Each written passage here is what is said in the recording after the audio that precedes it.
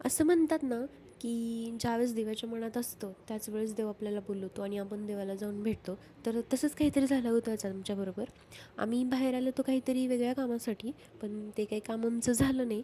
So त्यामुळं मी मॅपला टाकलं बाबा मी, की हां, की नियर बाय शिव टेम्पल. तर पहिल्यांदा हे शिवाचं ठिकाण आम्हाला भेटलं. तर मॅप लावला आणि आम्ही निघालो. तर ते काय मला असं वाटत होतं, की अरे बापरे! हे मॅप चुकीचं तर नाही ना दाखवते, आम्ही कुठून तर वेगळीकडून चाललो आहे असं वाटत होतं आम्हाला. पण असं काही झालं नाही. आम्ही बरोबर ठिकाणी पोहोचलो आणि फोटोंमध्ये तर वगैरे खूप असं छान वाटत होतं, की हां, एक शिवमंदिर आहे, खूप छान अशी पिंड आहे तिथं. पण एवढं ट्रेकिंग आणि एवढ्या पायऱ्या असतील असं वाटलं नव्हतं. आम्ही त्या पायऱ्या चढून आणि ट्रेकिंग करूनच खूप दमून गेलो होतो. कारण घरातून लवकर निघालो होतो, त्यामुळं काही खाल्लं-पिल्लंही नव्हतं. तर आम्ही त्या पायऱ्या चढून गेलो वरती. तर पुढे जाऊन पण आम्हाला डोंगरच दिसला आणि तिथून थोडं पुढे बघितलं तर तिथेही अशा दगडी पायऱ्या होत्या. मग काय त्या दगडी पायऱ्यां चढून आम्ही वरती गेलो. वरती जाता जाता थोडंसं ट्रेकिंग आहे, थोड्याशा पायऱ्या आहेत अशा निघालेल्या वगैरे. तिथून पुढे आम्ही गेलो तर तिथे आम्हाला हे पुढे 3 रस्ते दिसते. जो एक जातो तो वरती डोंगरावरती, दुसरा जातो तो तुकाराम महाराजांच्या मंदिराकडे आणि तिसरावाला आहे तो शिवमंदिराकडे जातो. तर पहिल्यांदा आम्ही तुकाराम महाराजांच्या मंदिराकडे गेलो.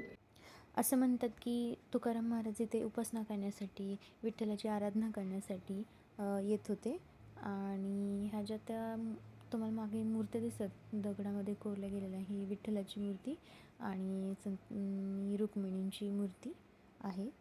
तर तिथे गेल्यावर मला खूप असं प्रसन्न फील झालं आणि तिथूनच बाहेर पडून आम्ही हे वरती डोंगरावर आलो. डोंगरावरचं ट्रेकिंग तर खूप मजेशीर आहे. तुम्ही एकदा नक्की जा आणि ट्राय करा. त्याचमुळे आम्ही व्हिडिओ नाही काढू शकला की आम्ही डोंगरावर कसं चढलो. आणि डोंगरावरून वरती बिर्ला मंदिरचं गणपती, गाथा मंदिर आणि भंडारा डोंगर असे हे 3 व्यू तर आपल्याला सहज दिसतात. आणि तिथून आम्ही नंतर हळूहळू खाली उतरलो आणि खाली येताच मंदिराकडे आम्हाला ह्या खोदल्या गेलेल्या टाक्या दिसतात. खूप साऱ्या अशा कितीतरी टाक्या आहेत तिथं. आता मी मोजू नाही शकले, पण खूप साऱ्या टाक्या आहेत तिथं. आणि समोर आहे ते गणपतीचं मंदिर दिसलं मला पहिल्यांदाच जाताच.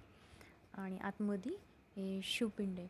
आम्ही थोडंसं बाहेरच थांबलो का तर तिथे पिंडीची पूजा करत होतो आणि आतमध्ये गेल्यावर ना व ते असे काहीतरी रूम असल्यासारखे दरवाजे आहेत. त्याच्यावर आत्ता मी तुम्हाला दाखवली ती लिपी आहे. ती लिपी कोणती आहे मला नाही समजलं. जर तुम्हाला माहीत असेल कोणाला तर कमेंटमध्ये नक्की सांगा.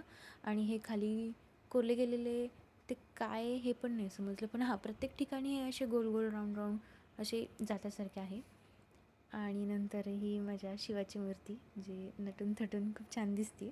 मला तर इतकं प्रसन्न वाटतं ना शिवमंदिराकडे गेल्यावर. घोराडेश्वर मंदिराबरोबरच ह्याला शेलारवाडीची लेणी असंही म्हटलं जातं. जर मगाशीच तुम्हाला मी आतमध्ये मंदिरामध्ये ते कोरले गेलेल्या खोल्या वगैरे दाखवल्या ना, तशाच त्या खोल्या बाहेरच्या साईडनं पण आहे. विचार करा ना, जर आत्ताचीच चढाई एवढी कठीण आणि एवढे पायऱ्या असून पण आपल्याला कठीण जाते, तर त्यांनी त्या काळात येऊन हे डोंगरामध्ये कसं कोरलं असेल ध्यानमग्न राहण्यासाठी किंवा देवाची उपासना करण्यासाठी. खरंच खूप ते ग्रेट होतं लोक. तर मग भेटूया पुढच्या व्हिडिओमध्ये अशाच काहीतरी नवीन आणि इंटरेस्टिंग टॉपिकवर. तोपर्यंत हर हर महादेव मित्रांनो.